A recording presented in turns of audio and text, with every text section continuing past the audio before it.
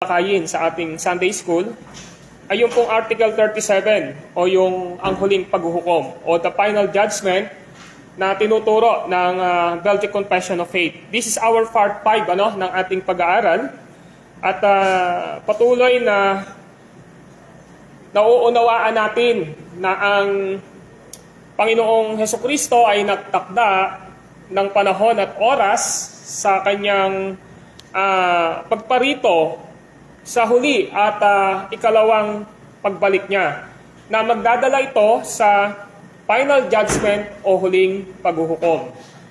Nakita natin na walang nakakaalam sa pagbabalik ng ating Panginoon. Wala akong nakakaalam yung mga ginawang prediction o pagpapahayag ng mga hidwang pananampalataya o quote-unquote kasama din sa ibang mga tinatawag na line of evangelical church o ng mga Protestant na nagsasabi na ganitong araw darating ay hindi ho nagtagumpay. Lahat po sila ay nag-fail sa tinakda nilang oras at panahon, itong mga hidwang pananampalatayang ito. Kasi nga po, walang nakakaalam sa ikalawa o huling pagbalik ng ating Panginoon. Wala akong nakakaalam. Ang Diyos lamang po. At alam natin na kapag kumpleto na ang lahat ng hinirang ng ating Panginoong Diyos, siya ay definitely babalik po siya. Hindi po hinihintay ng Diyos na ang lahat ng tao ay maligtas sapagkat alam natin na may pinili po ang Diyos Ama bago palalangin ang sanlibutan. Alam natin na may pinag-alayan ang kamatayan ni Jesus sa cross. Sinasabi ng John chapter 10 na iaalay niya ang kanyang buhay para sa kanyang mga tupa. Alam natin na ang banal na Espiritu ay nagre-regenerate, nagbabago ng puso, ng kalooban, ng katayuan ng isang taong makasalanang depraved sa lahat ng binayaran at tinubos ni Jesus sa cross. Kaya alam natin na itong isang Diyos sa tatlong personang ito, the Father who are chosen, the Lord Jesus Christ the Son who saved and redeemed, and the Holy Spirit who regenerated and as a seal of salvation, lahat sila ay may part sa salvation, kung kaya't hindi hinihintay ni Jesus na maligtas ang lahat ng tao. Kasi kung ihintayin ni Jesus yon, ihintayin ng Diyos yon, hindi ho siya darating. Maliwanag sa ating confession of faith na pag sumapit na at ang bilang ng mga hinirang ay kumpleto na, ang Panginoong Hesukristo ay bababa mula sa langit na nasa katawan at makikita ng mata. Kahalintulad ito na kung paano siya umakyat sa langit. So nakita natin yon at pagbalik niya, taglay niya ang dakilang kalwalhatian at kaningningan at kanyang ihahayag ang sarili bilang hukom ng mga buhay at mga patay. So nakita natin na pagbalik ni Jesus, there is no second chance for the unbelievers. Why? Because in the second coming ng ating Panginoong Hesukristo, pagbalik po niya, siya ho ay judge na po siya. He is a just judge o a sovereign judge. Siya ho ay makapangyarihang hukom na. And then, mag-a-usher ito sa kung saan sa new heaven and new earth. So, nakita natin na ang Panginoon, pangalawa nating nakita, na sa pagbalik niya, darating siya ng makikita ng lahat ng tao, mananampalataya o hindi mananampalataya. Ang gagawin niya ay bubuhayin muna niya ang mga unang namatay. Believers man sila of Christ o unbeliever, bubuhayin po. Kapag binuhay ng ating Panginoong Hesukristo, itong multitude of death na believers at unbeliever o yung kapulungan ng lahat ng namatay sa pagbalik na ating Panginoong Jesus, mananampalataya man o hindi, bibigyan niya ito ng katawang panlangit at katawang kapahamakan. Sa mananampalataya ay katawang panlangit o heavenly body, na tawag din dito ay maluwalhating katawan, ibibigay ng Diyos yun. At yung kanilang kaluluwa ay isasama doon sa kanilang katawan, kaya ito ay complete salvation. Tapos yung unbeliever naman, bibigyan din sila ng katawan at yung kanilang kaluluwa na napunta sa impyerno ay ilalagay doon sa kanilang katawang ipinamuhay nila rito. At yun yung kabuuan ng katawan nila. At ang patutunguhan nun ay walang iba kundi ang walang hanggang kapahamakan sa apoy ng impyerno. So doon yung punta nun. So ngayon naman, yung mga buhay na dadatnan ng ating Panginoon, halimbawa dumating si Jesus ngayon, ang mangyayari, hindi na tayo mamamatay na mananampalataya. Ang gagawin ni Jesus ay babaguhin niya ang ating katawan. At bibigyan niya tayo ng maluwalhating katawan, bibigyan niya tayo ng makalangit na katawan. Kaya mapalad tayo, mapalad ang dadatnan na mananampalatayan na buhay. Sa pagbabalik ni Jesus, bakit? Sabi ng Biblia, hindi na nila naranasan ang pagkabulok ng katawan. Hindi na nila naranasan ang kamatayan ng kanilang katawan. In the twinkle of eyes, babaguhin at bibigyan ng maluwalhating katawan para makalangit. At ito ay ilalagay sa kaluwalhatiang kinaroroonan ng ating Panginoon. Yung mga unbelievers naman na hindi ligtas, nadadatnan niya na buhay, ito po ay dadalhin sa walang hanggang kapahamakan. Ngayon, kapag nangyari po ang lahat ng ito, multitude of people, lahat ng tao haharap ngayon sa ating Panginoong Hesus na siyang dakilang hukom natin. Lahat ng tao haharap. Yung mga nabuhay, yung mga inabutan niyang buhay, lahat ng ito ay haharap. Kasi nakita natin doon na pagbalik ng ating Panginoon, malinaw na yung makatarungang hatol ng Panginoong Diyos, alam natin kasindak-sindak ito at nakakapangilabot sa mga unbelievers o sa mga hindi mananampalataya o maka-Diyos. At para naman sa mga mananampalataya, ito po ay isang kaibig-ibig at kasiyasiya para sa mga mananampalataya. Bakit po? Kasi po, ito yung inaasahan natin. The glorious hope o yung maluwalhating pag-asa. Ito yung inaasahan natin na pagbalik ng Panginoong Hesus, yung mga buhay ay meron talagang buhay na walang hanggan. At yung mga namatay ay meron talagang kompletong buhay na walang hanggan. Yun nga lang, nakakalungkot sa mga unbelievers, talagang mapapahamak sa tinatawag na walang hanggang kapahamakan sa kanila sa lawang apoy na asupre. So ngayon, nakita natin na malupit ang naghihintay sa mga hindi mananampalataya. Kasi alam natin na hanggat nabubuhay ang tao ay merong chance na masave. Dahil alam natin, prerogative ito ng Diyos o nasa kanyang desisyon kung sino ang isesave niya dahil sa paghirang ng Ama. Pero alam natin na ang marka ng isang taong hindi hinirang ng Diyos Ama, hindi kasamang tinubos ni Kristo o hindi talaga kinilos ng Banal na Espiritu, sila yung matigas yung puso nila.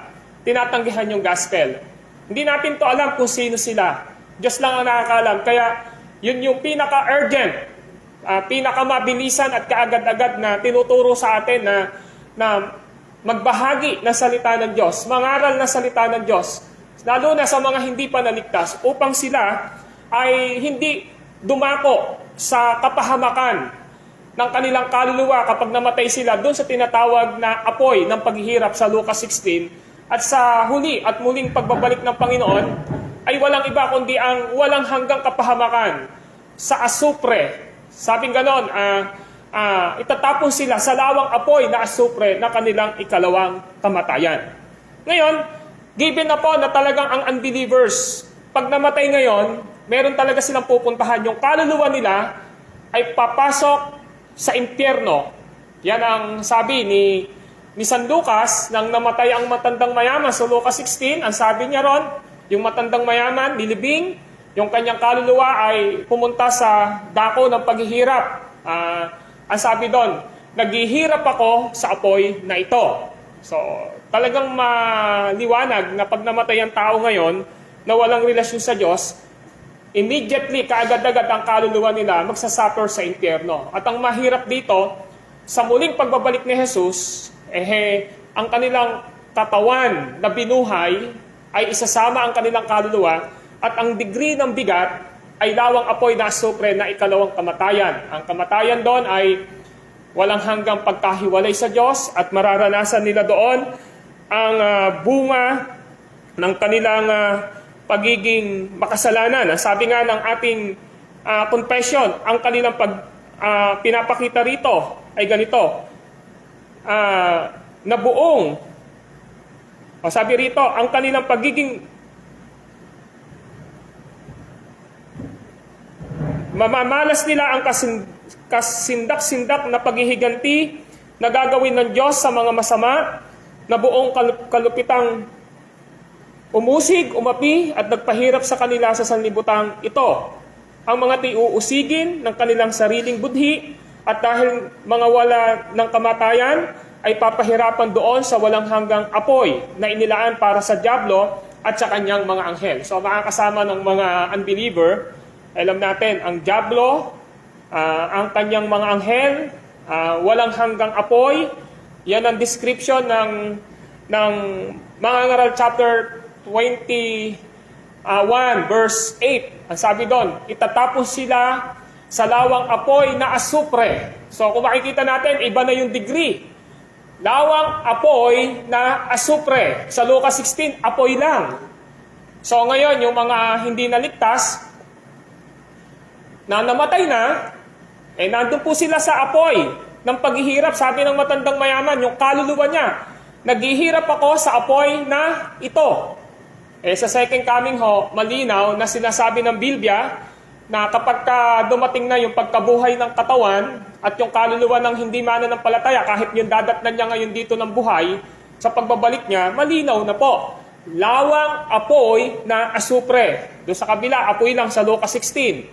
Itong pagpapasalarawan ng Revelation chapter 21 verse 8, lawang apoy. So may nakalagay ng lawa. Doon sa Lucas 16, apoy lang. Ito, lawang apoy. Ang matindi rito, asupri pa. Sino yung pahihirapan doon? Yung buong pagkatao ng hindi mananampalataya. Sa Lucas 16, kaluluwa pa lang ang naghihirap. Sabi ng matandang mayan, naghihirap ako sa apoy na ito. Pero yung kanyang katawan, alam natin, nakalibing. Ang matindi ho, yung final judgment ng unbelievers, talagang sila ay magsasuffer sa apoy ng alawang apoy na asupre. Kahit ngayon dadatnan ni Jesus sa kanyang muling pagbabalik na hindi safe, itatapon sila sa lawang apoy na asupre. Pero ang maganda ron, yung mga mananampalataya, malinaw doon sa Pahayag chapter 21 verse 4, ano sabi doon? Papahiran niya ang kanilang mga luha, wala ng kamatayan, wala ng gutom, wala ng dalamhati, wala ng pag-iyak. Malinaw po sa Pahayag 21 na nagsasabi doon na ilalagay yung maluwalhating katawan o pagkatao natin sa isang makalangit na kalagayan. At ang tawag dito ay ang bagong langit at ang bagong lupa, the new heaven and the new earth. Kaya malinaw po na ito yung takbo ng turo ng ating kapahayagang pananampalataya. Ngayon, sa ating ngayon na mananampalataya, given na po kasi yung mga unbelievers, mapapahamak talaga sila sa impyerno. Pero tayong mga naligtas, dahil po sa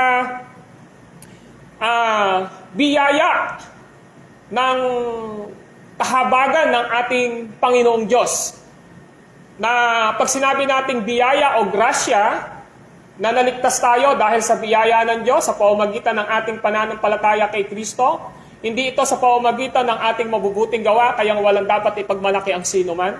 Kapag sinabi nating biyaya, ito ay unmerited favor, hindi natin ito pinagtarabahuhan. May nagtarabaho po dito, at ang kumpletong nagtarabaho sa mga taong naligtas o liligtas pa ng Diyos ay walang iba kundi si Kristo. Sabi ho ng 2 Corinthians chapter 5 verse 21, siya na walang kasalanan ay ginawang makasalanan upang tayo ay maging karapat-dapat sa paningin ng Diyos. Ang ibig sabihin lang po nun, si Jesus ay namatay sa cross para akuin ang ating sala. Kaya nung namatay siya sa cross, Ibig sabihin lang po noon, si Jesus, inako niya yung ating sala.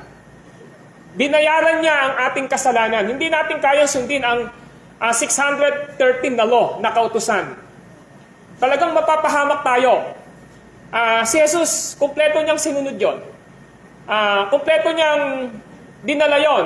Jesus is a perfect and sinless man. At si Jesus Christ ay God na nagkatawang tao. Kaya nung nandun siya sa cross as a man, dinala niya yung lahat ng sala natin. Wala siyang kasalanan pero ginawa siyang makasalanan para sa atin. Ang ginawa niya, inako niya yung sala. Yung pupuntahan natin papunta sa impyerno, si Jesus ang nagranas nun. Siya yung dumanas nun. Siya yung umako nun. Kaya yung kamatayan ni Jesus ay pagpapakita na ang impyernong pupuntahan ng kaluluwa mo pag namatay ka ngayon, yung katawan mo at buong pagkatao mo sa lawang apoy na asupre, yun yung karanasan ni Jesus sa cross. Yun yung kanyang ginawa. Yun yung sinabi niya, Ama ko, bakit mo ako pinabayaan? Kasi alam niya na dadalahin niya ang bigat. Kaya nga di ba sabi po sa isang confession, ang sabi doon, bumaba sa impyerno, di ba? Di ba? Namatay siya sa cross. Dumako sa impyerno. Ang ibig sabihin po nun, dinala niya ang mala-impyernong dadaanan mo sana. Pag namatay ka sana, yung kaluluwa mo, magsasuffer doon sa apoy. Pag dumating si Jesus, yung buong pagkatao magsasuffer sa lawang apoy na asupre, si Jesus ang umako nun.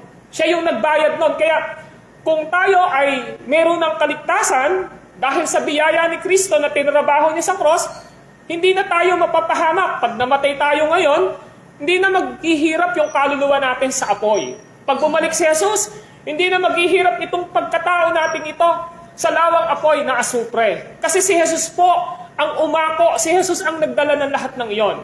At sabi ng Biblia, nabuhay siya. Bakit siya nabuhay? To prove us na ang lahat ng tao na ibo-born again ng banal na Espiritu, na pagbibigyan ng pananampalataya kay Jesus, tatalikod sa kasalanan, magsusuko ng buhay, at magiging tagapagligtas at Panginoong Jesus, yung lahat ng taong ito ay mayroong buhay na walang hanggan.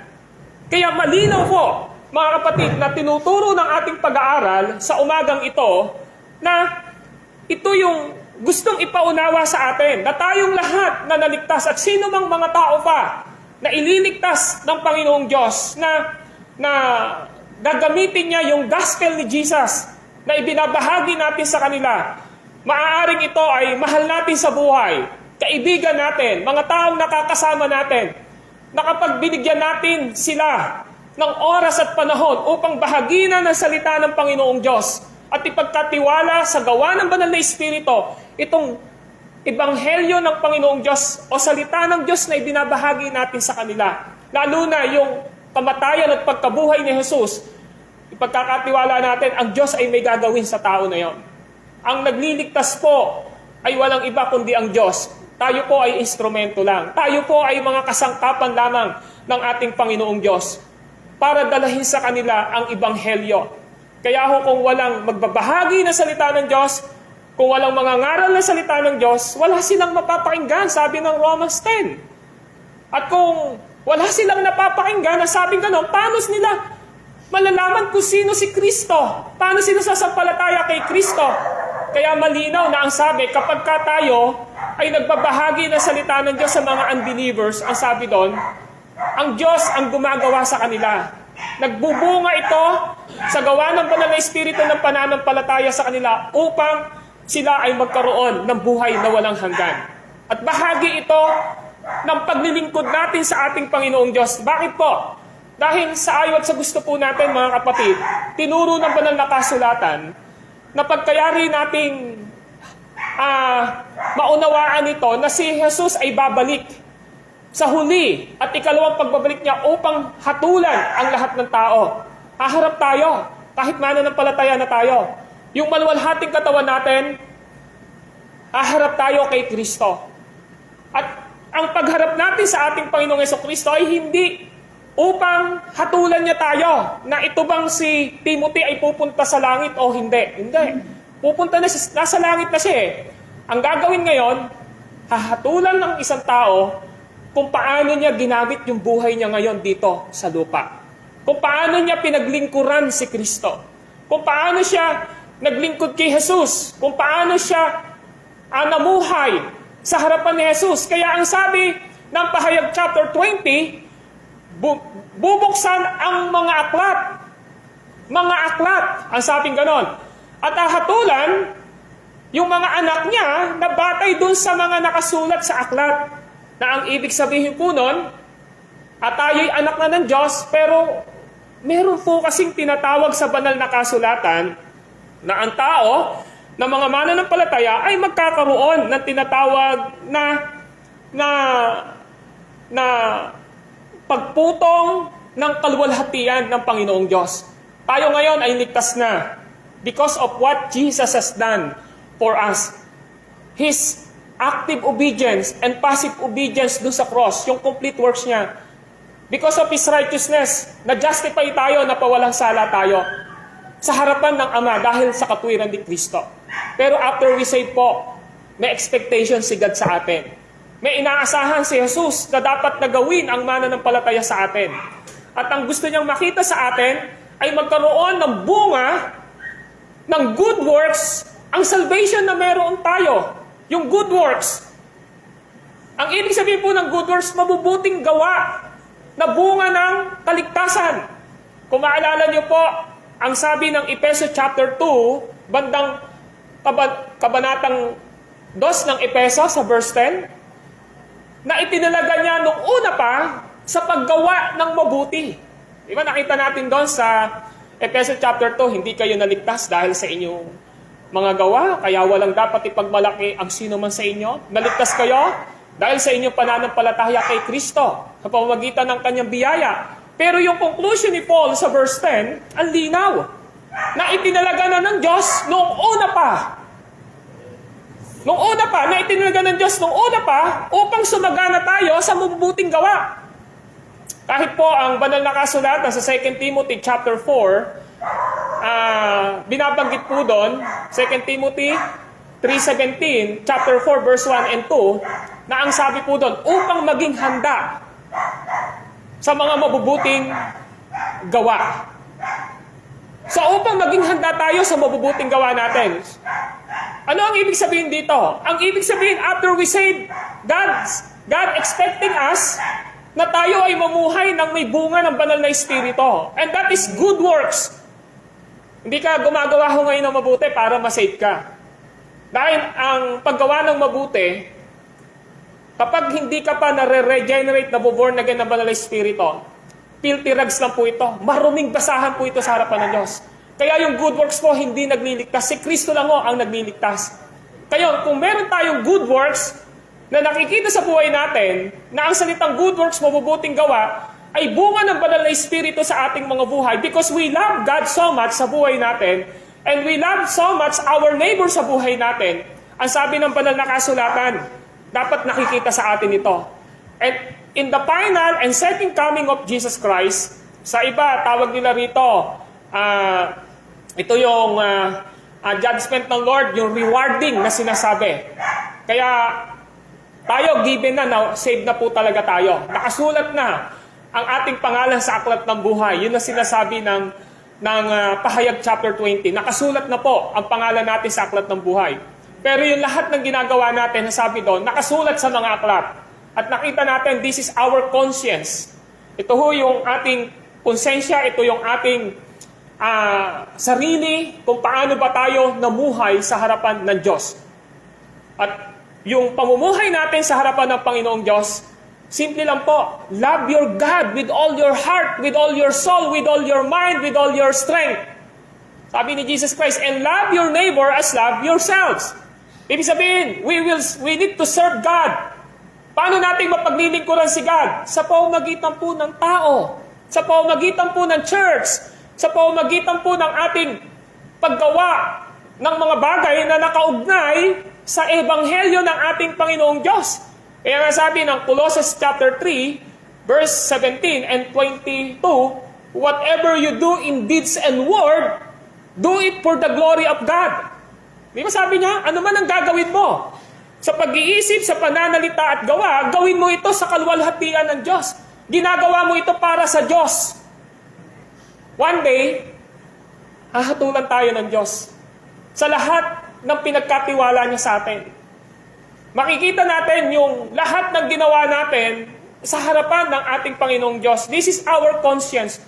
Of course, that is typology na sinabing mga aklat. Ang ibig sabihin lang po doon, ang Diyos po natin ay all-knowing God. Ako nyo, He is omniscience God. Pag sinabi natin, omniscience God, siya ang nakakaalam ng lahat ng bagay. That's why in Hebrew chapter 4, ano sabi ron?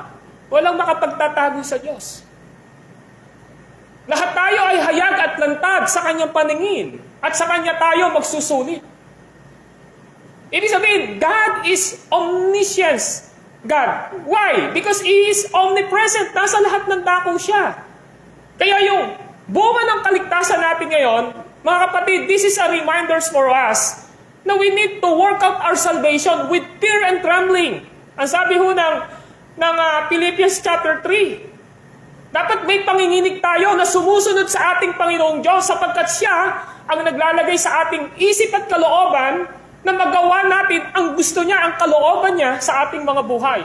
And the will of God after we saved is to work out our salvation. At ang salvation na ito ay ang pagmamahal natin sa Diyos, ang pagmamahal natin sa ating neighbor, pagmamahal natin sa ating kapwa. We serve God through neighbors. We serve God through our church. We serve God sa lahat ng ginagawa natin sa taong mga nakapaligid sa atin. And I tell you the truth, wala hong masasayang ni isang sentabo kung ikaw ay gumagawa na para sa Panginoong Diyos dahil you want to see that the gospel of Jesus Christ nag-i-spread sa pamamagitan ng pangaral ng Panginoong Diyos at tumutulong ka financially ng tama ang puso mo, hindi dahil gusto mo na maging sikat ka, hindi dahil sa gusto mo na makita ng mga tao na ikaw ang nagsusupport sa gawain ng Panginoong Diyos. That is a false motive. That is a wrong motive. If your motive is good and biblical and holy, mga kapatid, wala kang masasayang dito. Sa lahat ng ginagawa mo, kung naglilingkod ka sa church, tagalinis ka. We appreciate Sister Antonia kahapon. Nag-iisa ho na nandito pumunta na naglinis.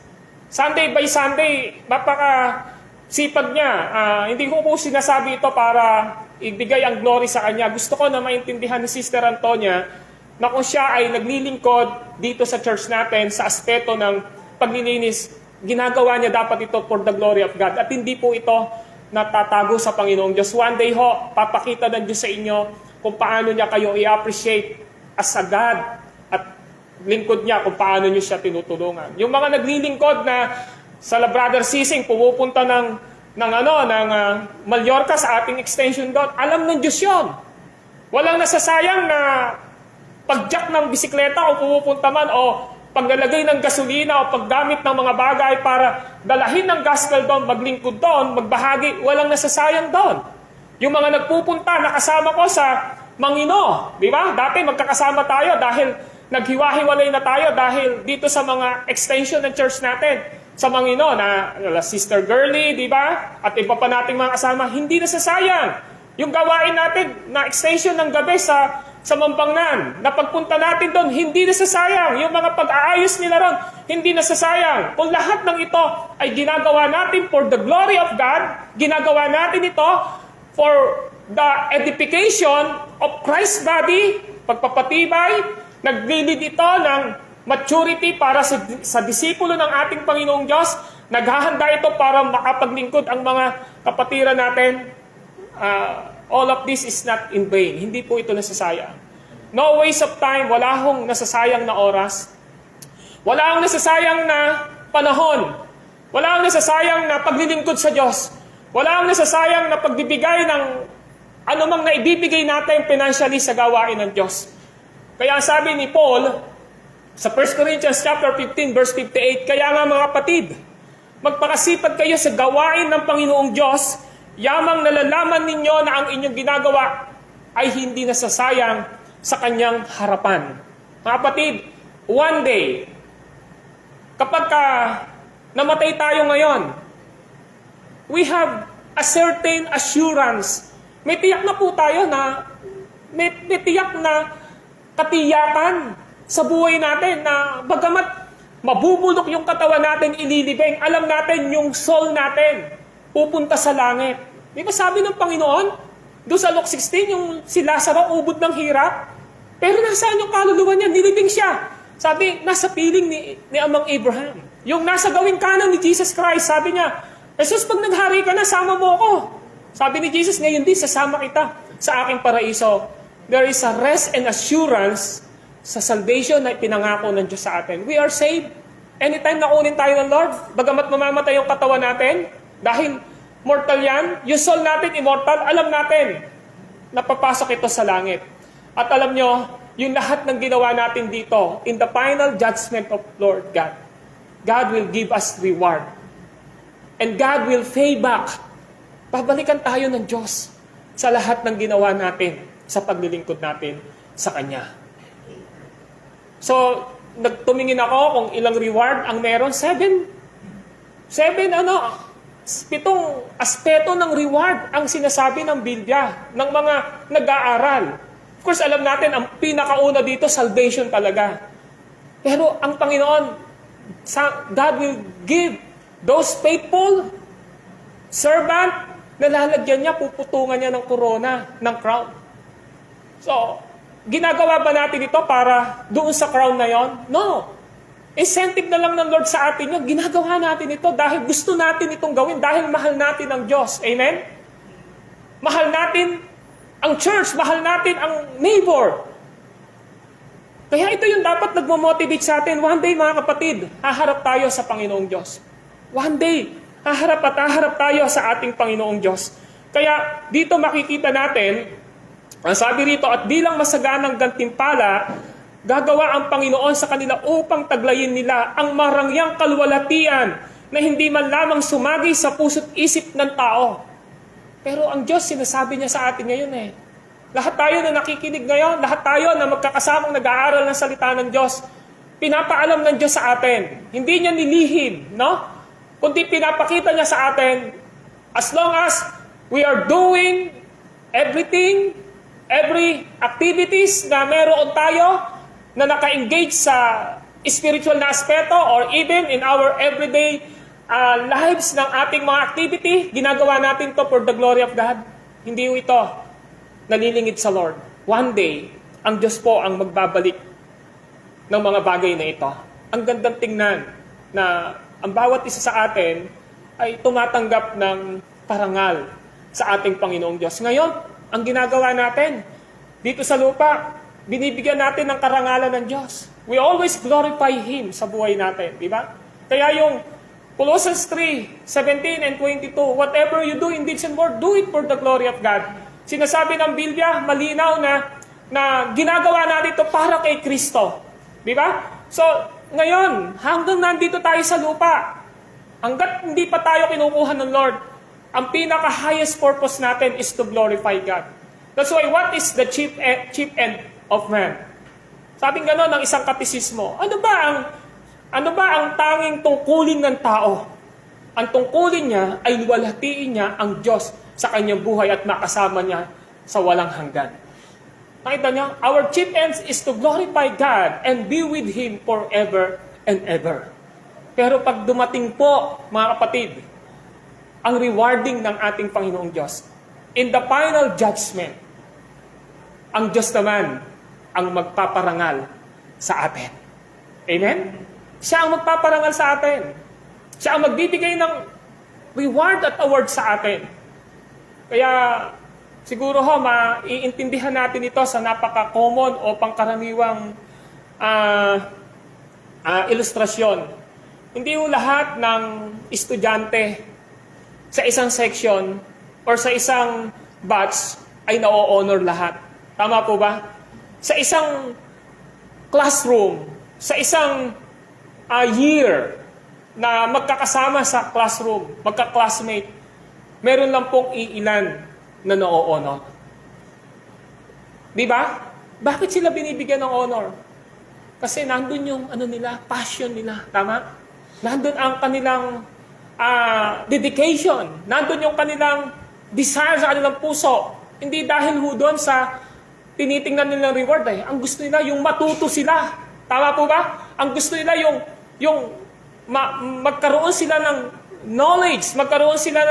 knowledge so that they have trust sa kanilang mga ginagawa para sa ganon kapag sila ay gumagawa na ng kanilang mga kurso na ginawa ay alam nila yung kanilang ginagawa. Ibig sabihin po in our church, kung ang magiging kaisipan lang po natin, sorry to say po, pupunta ka lang ng linggo, sisimba, and after na simba mo, uuwi ka na naman sa bahay mo, tapos yung buhay mo pa, medyo nagiging makasanlibutan, tapos babalik ka uli ng linggo, mag-worship ka, ganun yung routine ng buhay mo, and no space sa buhay mo na paglingkuran ng Diyos, siguro this is the time to evaluate po yung buhay natin. We are called and saved by God sa layunin ng Diyos na maparangalan siya. At paano natin siya mag-glorify sa ating buhay? Sa pamamagitan po ng pag-iwas natin sa inaalok ng sanlibutan ng kasalanan at maglingkod po tayo sa ating Panginoong Diyos. Amen? One day, we will appreciate itong mga napag-uusapan natin ito. Isang araw, sasabihin natin, Lord, salamat. Kasi nung pinag-aaralan namin yan, tinuruan mo akong matuto. Salamat sa kaligtasan na ibinigay mo sa akin. Lord, salamat sapagkat yung buhay ko, ginamit ko para mapaglingkuran ka. Hindi naman na po tayo pa bata di ba? Ako po, magpi-50 na po ako, di ba? Yung iba sa inyo na nasa line of going to 40, yung iba sa inyo 50, 60, mapupunta na ng 70, hindi ho tayo pabata. Siguro sapat na ho ang naubos nating oras sa mga bagay na hindi ho nakakalugod sa Lord at hindi natin siya napaglilingkuran sa buhay natin. This is a call of awakening to us, mga kapatid, na sana maglingkod tayo sa Panginoong Diyos. Sana baguhin natin ang ating disposisyon sa usaping pang-spiritual na, Lord, di lang po ako attender tuwing araw ng Sunday. Di lang po ako pupunta sa church, hindi lang po ako uupo sa church at magsasabi ng amen. Bagamat yan po ang utos ng Diyos, sumamba tayo sa Kanya. Pero ano ba yung purpose? Ba't tayo sumasamba sa Lord? To glorify Him. Bakit tayo nandito? Gusto natin sambahin si Lord Nagdadala tayo ng papuri sa Kanya, nagdadala tayo ng prayer sa Kanya. Pero yung Word of God, nagdadala sa atin ng maturity sa pananampalataya. At sa maturity ngayon, ang gusto ng Lord, maglingkod tayo sa Kanya. Wala hong tao na mula sa baby hanggang sa lumaki, wala ho siyang kakayanang gumawa. Lahat po ang expectation, kailangan niyang magtrabaho. Di ba? Sa maliit na bagay hanggang sa malaking bagay. And God expecting us to work for His kingdom. God expecting us to be part of God's agenda in His church for the propagation of His gospel. Amen? We need to be part ng church na ito na nag-grow. We are not here dahil lamang maging member para lamang umupo. Nandito tayo dahil ang gusto ng Lord, maging blessing tayo sa katawan niya. Maging blessing tayo sa kaluwalhatian ng Diyos at gusto nating paglingkuran natin siya sa ating mga buhay. Kaya sana wala humpang ang walang kagalakan sa paglilingkod, walang puwang ang katamaran sa paglilingkod, walang puwang ang pagtuligsa sa mga nakikita natin sa ating mga kapatiran sa church, kundi ang puso natin, tayo mismo, sinasabi natin, Lord, I am accountable to you. At kung accountable ako, I want to serve you faithfully sa buhay ko. Because one day, I know, naaharap ako sa iyo at kailangan na maintindihan natin ang lahat ng ito. Let us pray. Panginoon po namin Diyos na banal at makapangyarihan sa lahat, kami po ay nagpapasalamat sapagkat pinahintulutan niyo po muli na sa huling pag-aaral namin dito sa The Final Judgment, Part 5, ay ma-realize namin sa aming mga buhay na you are God who having expecting to us, O God, na makita sa buhay namin ang good works as a fruit of our salvation. At sa good works na yon, nagbo-motivate sa amin yung pagmamahal namin sa inyo ng buong puso, ng buong kaluluwa at ng buong pag-iisip. At pag-ibig namin sa aming kapwa gaya ng pagmamahal namin sa aming mga sarili. At napapakita namin ito as we continue to serve with you inside the church and outside the church.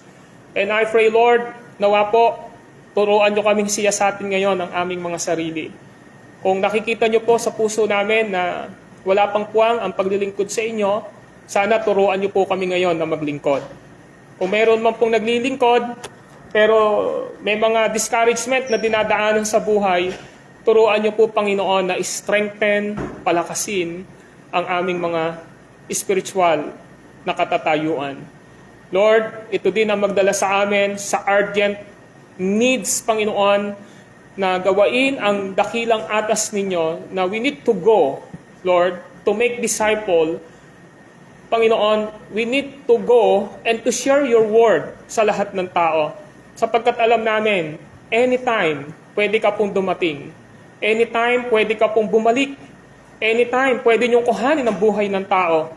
Anytime pwede pong mamatay ang isang tao. Yung walang kasalanan, nakakalungkot po.